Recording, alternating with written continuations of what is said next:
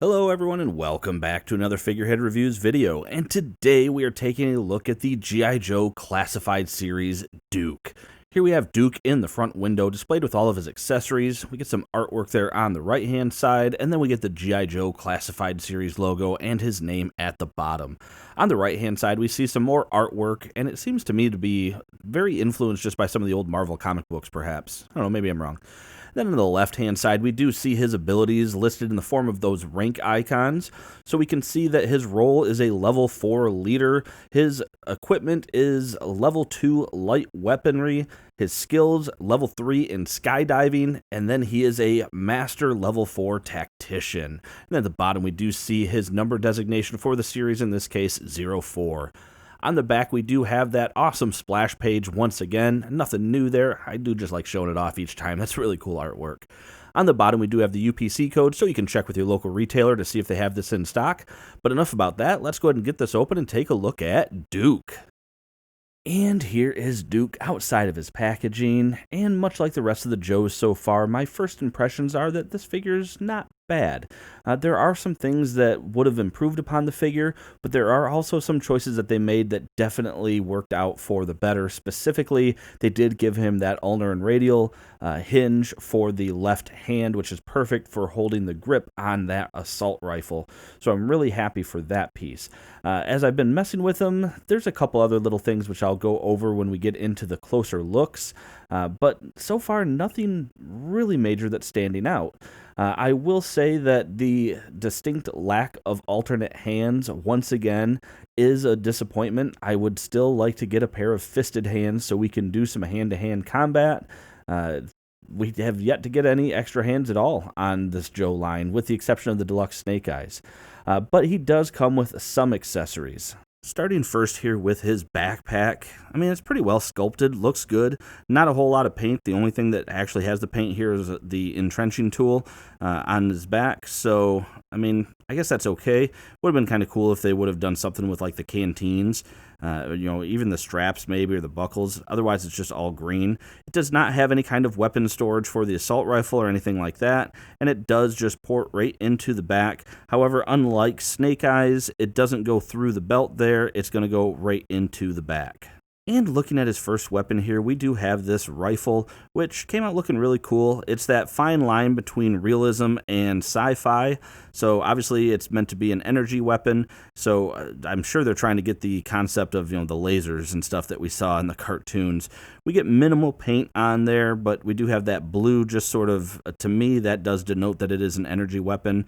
You get the handle there that he can grab onto, and then I was talking about that ulnar and radial type of rotation or hinge on that wrist, so that does make it very easy to pose him with this rifle, so I like that a lot.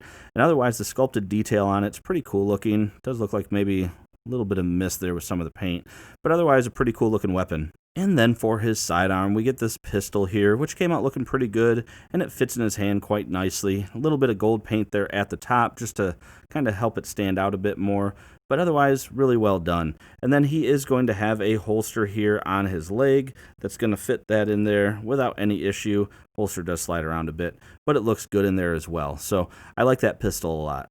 And finally, he does come with a set of binoculars as well, which look very cool. Pretty well done. I like the idea that they have to sort of represent that skill tree. So as a master tactician, what sort of accessory do you include with that? And something like the binoculars kind of helps convey that he plans his attacks. So I think that's really cool. The biggest downside, of course, is this peg here, which though is necessary for porting it into the back of the belt there. But yeah, that is kind of a bummer.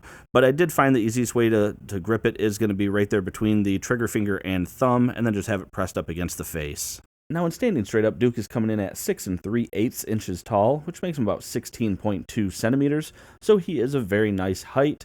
No real complaints there. These guys scale really well with each other and even with Legends. But since he doesn't come with any other accessories, we'll go ahead and jump in here and take a look at the sculpt and paintwork on Duke. And getting up close, we can see what I think is a very well done head sculpt. Very strong looking face sculpt there, strong jaw. You get the cleft chin there. We get a little bit of paint on the lips just to bring out some color. Very well done. Those vibrant blue eyes came out looking good. Maybe the left one's pointed inwards a little bit, but otherwise not bad. Eyebrows came out good. He's got his scar with some subtle paint there over that eye. It does look like a little bit of paint from his hair got on the forehead. Might be able to get that off, though. But otherwise, I really like this. The hair came out looking really good. You get that faded buzz all the way up to the top, and then some good shading there in the hair. Man, that is a really good-looking head sculpt. Great stand-in for maybe a Steve Rogers if you needed one. I haven't checked to see whether or not these heads fit, but they look good. Going down the rest of the body, we get a relatively generic-looking military uniform here, just with some pockets, button up there. You can even see the buttons sculpted in. I mean, it's a good sculpt job, but not overly detailed. The fabric does look good, though, the wrinkles and things like that.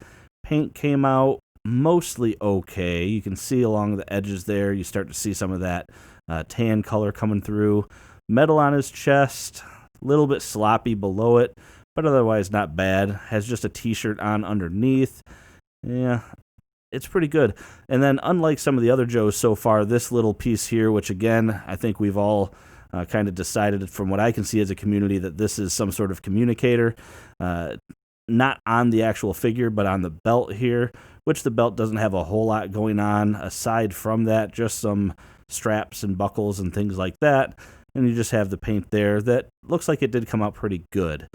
Going down on the forearm, so he's got the sleeves rolled up, and it's not bad. It's kind of subtle. It's not overly thick or anything like that. Shoulder pads or elbow pads came out looking good. Little blue line there. He doesn't have one on that side, so little blue line on that one came out good. I like that you can even see like the vein right there. Very subtle sculpt work on the arm. Yeah, I really like that. On this hand, we can see. Actually, did that have a minute and an hour hand on there? Try to get the light on it. No, maybe that's just some flashing there. Not flashing, but just a leftover mold piece, a little triangle. But he's got the watch there that came out painted pretty decent.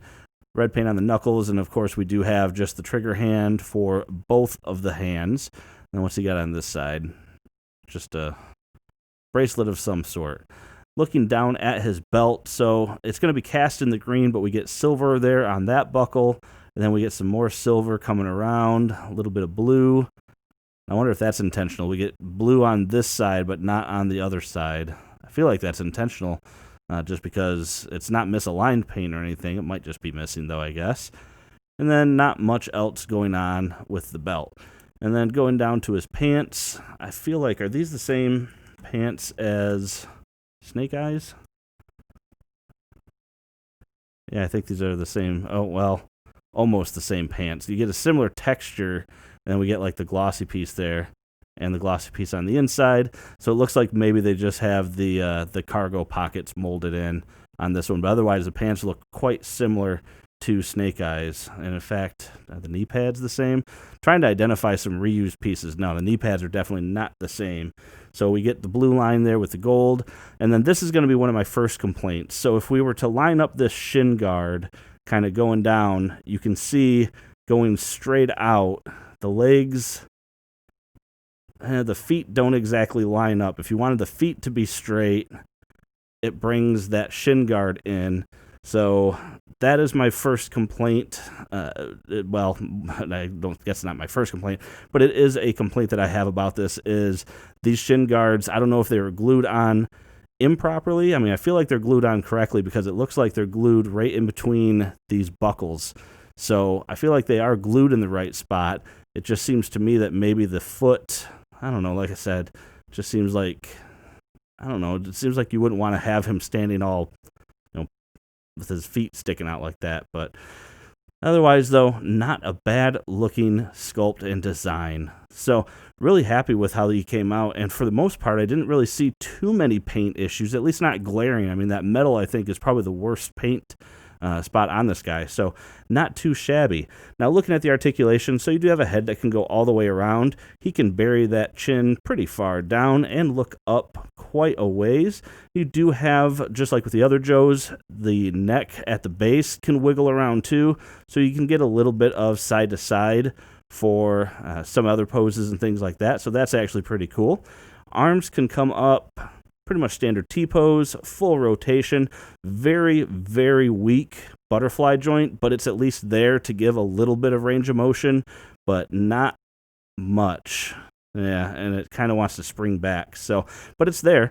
You do have a bicep swivel, double jointed elbows, and then this hand, as I mentioned, has the ulnar and radial type of hinge, while this hand does have the standard flexion and extension type of hinge.